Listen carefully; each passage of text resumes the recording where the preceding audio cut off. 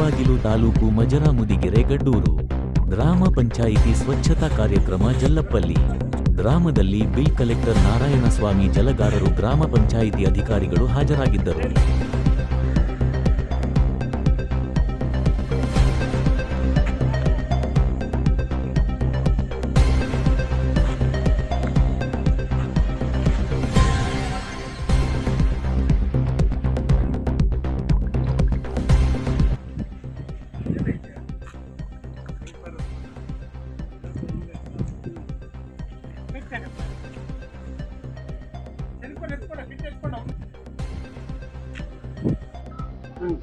ನಿನ್ನೆ ಕಗ್ನಲ್ಲಿ ಮಾಡಿದ್ದೀವಿ. ಕಗ್ನಲ್ಲಿ ಗ್ರಾಮದಲ್ಲಿ ಮಾಡಿದ್ದೀವಿ. ಪಂಚಾಯತಿ ಗಡ್ಡೂರ್ ಹತ್ರ ಮಾಡಿದ್ದೀವಿ.